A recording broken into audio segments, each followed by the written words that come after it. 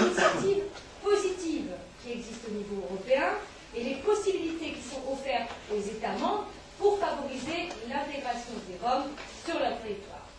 Tout d'abord, je vais partir de 2007. 2007, il y a eu une série de conclusions du Conseil. L'Union européenne avait déjà commencé à se doter d'instruments législatifs et financiers censés permettre leur intégration.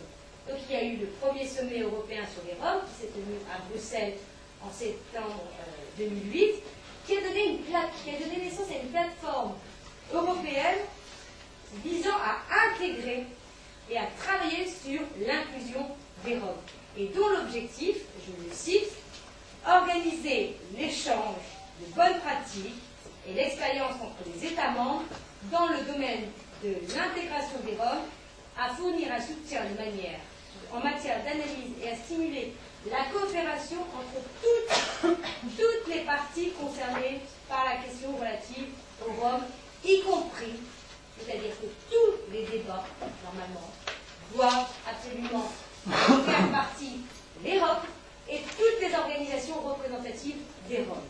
Donc, cette plateforme, elle s'est ensuite réunie à Prague, le 29 avril 2009, sous la présidence tchèque de l'Union européenne, et la Commission européenne, quant à elle, a adopté une communication stratégique pour tracer les grandes lignes d'un programme censé favoriser l'intégration des Roms avec, dans un premier temps, une enveloppe de 5 millions d'euros pour la période 2010-2012.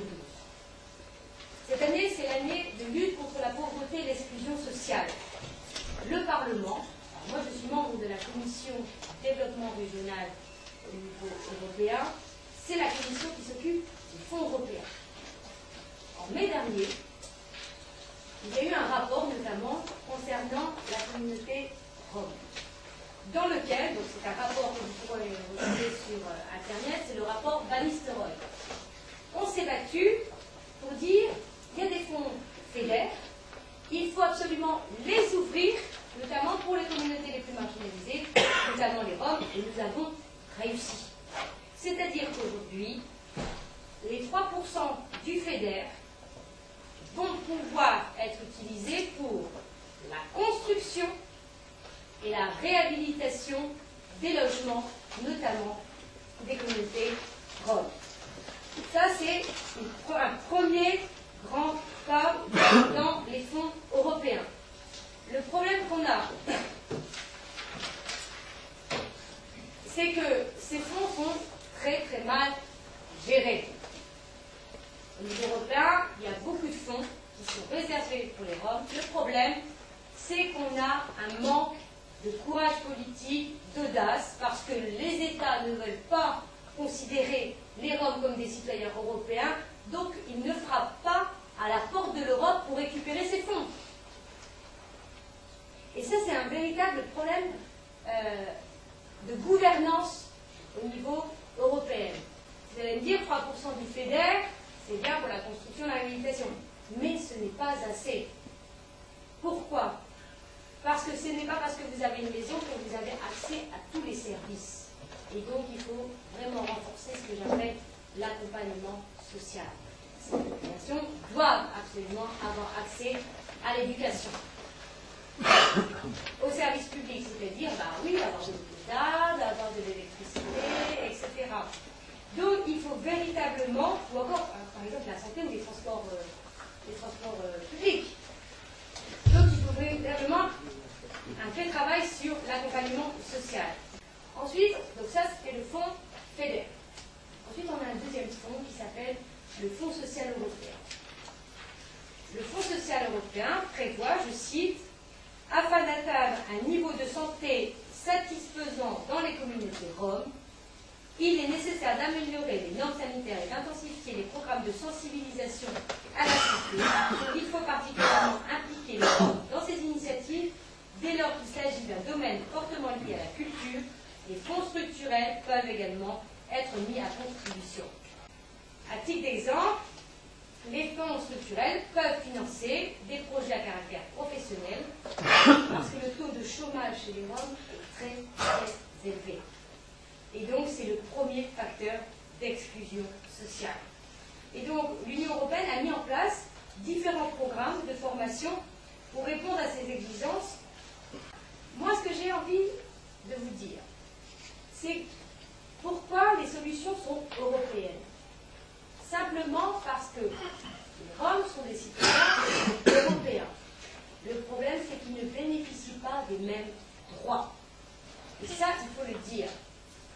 Et que la Charte des droits fondamentaux doit s'appliquer à l'ensemble des citoyens européens, dit qu'un enfant doit être scolarisé, que ses parents soient en situation régulière ou pas. C'est la première chose. Une personne malade doit être soignée, quelles que soient les conditions de séjour. Des conditions dignes d'habitation doivent être également respectées dans les pays d'accueil. Et donc, il y a je pense qu'il va falloir qu'on travaille sur 3 grands axes. Moi, j'apporte 3 grands axes. C'est la mobilisation des fonds européens. Ça, il va falloir qu'on prenne à bras-le-corps cette question. Deuxième chose, c'est qu'il va falloir faire une petite révolution culturelle chez les politiques, parce que ras-le-bol des discours qui stigmatisent la communauté rome. Donc il va falloir réellement, et on a vu justement lors des manifestations, etc., des véritables mobilisations locales, nationales, qui font qu'aujourd'hui il y a une prise de conscience. Il faut les considérer comme des citoyens européens à part entière. Ça, c'est la deuxième chose. Troisième chose, ça a été évoqué tout à l'heure.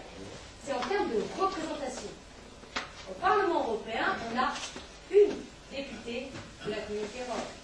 En Roumanie, ils ont un député de la communauté rome. Et donc, comment tous ces acteurs, qui portent une diversité culturelle importante, ont les supports? Ça, je pense que c'est le deuxième grand axe qu'il va falloir, sur lequel il faut travailler.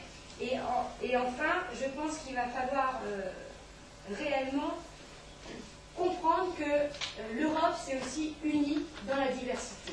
On n'est pas tous pareils, on a des différences, on a des parcours différents, etc.